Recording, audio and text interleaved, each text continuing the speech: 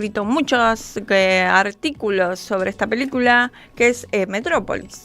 Metrópolis. Es una película... Peliculón. Que se estrenó el 10 de enero de 1927 en Berlín. ¿Y qué pasó con esta película? Tiene una gran historia que termina en Buenos Aires, pero vamos por partes. Metrópolis es una película que escribe, el guión lo escribe Thea von Harbou con Fritz Lang, ¿no? Fritz Lang es el director y el que hace toda esta especie de arquitectura de ciencia ficción gigantesca, donde era un momento en el cine en el que Alemania quería desarrollar su industria cinematográfica para conquistar Estados Unidos. Entonces estaban los dos ahí peleando, entonces dice, vamos a poner mucha guita y vamos a hacer un peliculón. Ponen $1 millón, que para ese momento, imagínense, montón de plata. Un montón, película muda, ¿no? En 1927, y tiene como 37.000 extras, una cosa así como súper gigantesca, y se estrena, como dije, en el 27, y Fritz Lang está imaginando qué va a ocurrir en el 2026. Así que... No. Sí. ¿2026? Está imaginando ese el dato, 2026. Ese muy buen dato, ese hay que volver a verla entonces.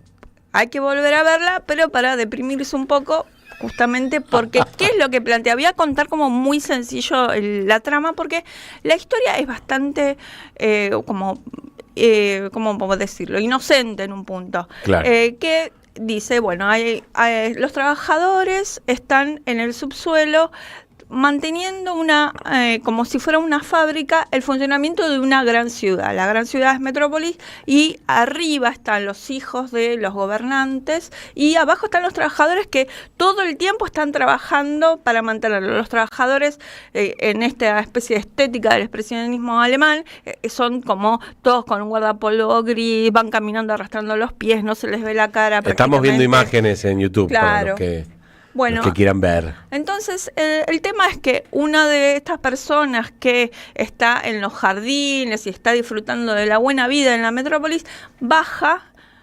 repentinamente y se da cuenta, porque parece que no lo sabía, que esto funciona en base al sacrificio de los trabajadores. No, qué cosa. Dice, qué barbaridad, qué barbaridad. Entonces, este muchacho va y le dice al padre, que es como el gobernante, le dice, ojo que si esta gente se enoja, se pudre todo. Básicamente le dice eso sin palabras. Bueno, pero estamos digamos, si gente culta sabe que 1927 ya había pasado la Revolución Rusa. Exactamente. Entonces estaba todo eso dando vueltas. También estaba el nazismo ahí a la vuelta de la esquina, que también pensaba la narrativa, cómo narrarse a sí mismo. Entonces a Fritz Lang le ofrecen en algún momento, pero esto es otra cosa, que se haga cargo de toda la parte cinematográfica del nuevo gobierno nazi. Él dice que no y se va a Estados Unidos.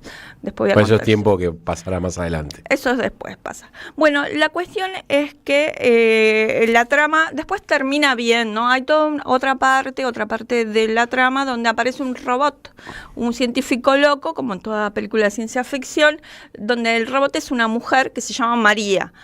Bueno, hay como un intento de este personaje que crea el robot de desviar a la gente de este conflicto. A los hombres los desvía por el tema de que María es como una figura erótica, entonces está en un burdel, entonces toda la gente que está en un conflicto entre intereses, ¿no?, de vida, se desvía y empieza a pensar otras cosas que no han nada que ver. Imagínense que para 1927 no solamente el problema era político y era religioso, porque hay algunas cuestiones que están vinculadas a la religión, a símbolos, y con la cuestión de la moral. Imagínense María haciendo unos movimientos así un poco exóticos. Sensuales. Que a nadie, no querían que nadie haga esto, pero... miren, ahí está María haciendo unos bailes. Gestos. Bueno, entonces la película se cortó un montón de veces. Todos los países tenían la potestad de comprar la película y hacer el recorte que querían. Entonces la película se cortó de varias maneras y la original se terminó perdiendo. Y 4 meses después se estrena en Buenos Aires.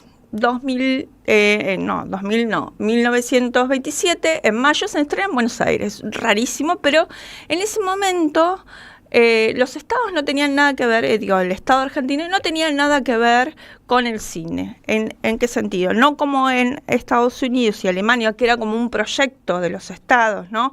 Que la industria tenga peso. Acá, nada. ¿Cuál era el beneficio? Es que no había censura. Entonces aparecían las películas rusas, ¿no? El acorazado Potemkin. O sea, había un montón de películas que compraban los coleccionistas y los tipos que sabían mucho de cine y que estaban totalmente enloquecidos por todo lo que se estaba produciendo. Entonces compraban películas de todo tipo. Y uno compró Metrópolis y la trajo cola y la ¿entera? estrenó. Sí, la original, la copia original la trajo para Buenos Aires. Hubo ahí Fernando Martín Peña, que es un investigador y es un genio. Bueno, él en el 2008 la encontró, la película, porque empezó atando cabos de que en la década del 70 se volvió, en el Club Núcleo, se volvió a proyectar la versión original. Entonces él decía, bueno, esta película tiene que estar dando vueltas por Buenos Aires. Alguien la tiene que tener. Alguien la tiene que tener. Bueno, entonces en el Museo del Cine aparece.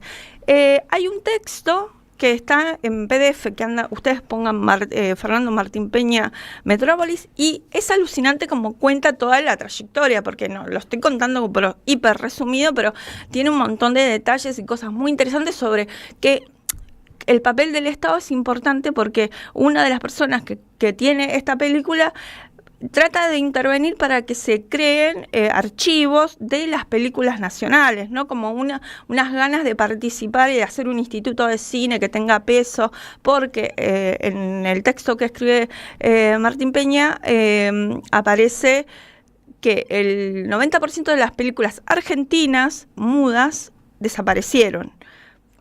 Y el 50% de las películas sonoras también, porque no hubo ninguna política de archivo, ni de resguardo, ni de nada.